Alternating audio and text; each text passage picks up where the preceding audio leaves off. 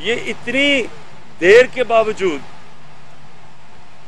और इतनी लंबी इन्वेस्टिगेशन और आखिर में सोच समझ के पांच जजेस ने जो फैसला किया, आज हम ये देख रहे हैं कि प्राइम मिनिस्टर कह रहा है जी मैं फैसला मानता ही नहीं हूं, साजिश हो गई है।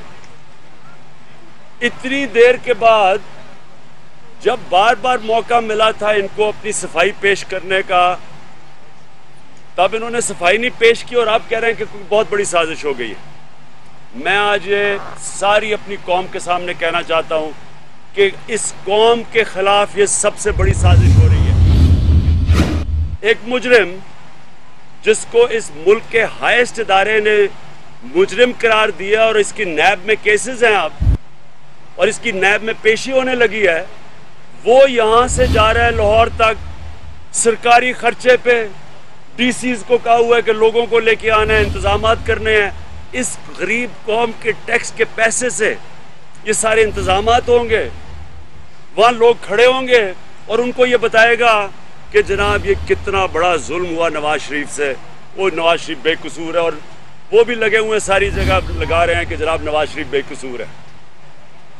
मैं ये इसलिए कह रहा हूं, ये पाकिस्तान के खिलाफ साजिश है कि जब अगर एक आदमी जिसको इतनी मौका मिला अपने आप को बेकसूर साबित करने का, अगर वो मानता नहीं है सुप्रीम कोर्ट का फैसला, तो ये जो जेलों में भरे हुए लोग हैं ये क्यों माने?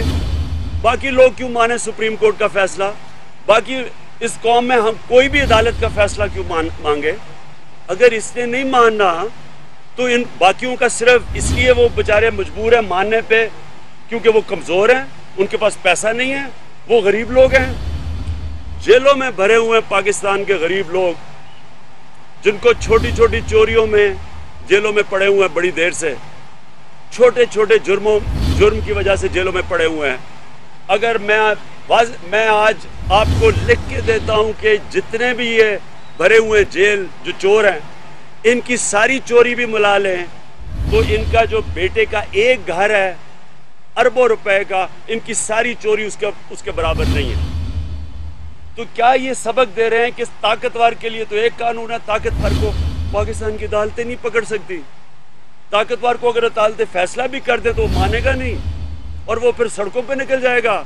सरकारी खर्चे के ऊपर वो सारा ड्रामे करेगा कि कितना अपनी अदालतों को, इदारों को, जो 2 इदारे बच गए थे उनके ऊपर अटैक शुरू कर देगा। अटैक करेगा सुप्रीम कोर्ट के ऊपर कि जनाब साजिश होगी। इसका मतलब सुप्रीम कोर्ट के बेंच ने मुंसिफाना फैसला नहीं किया।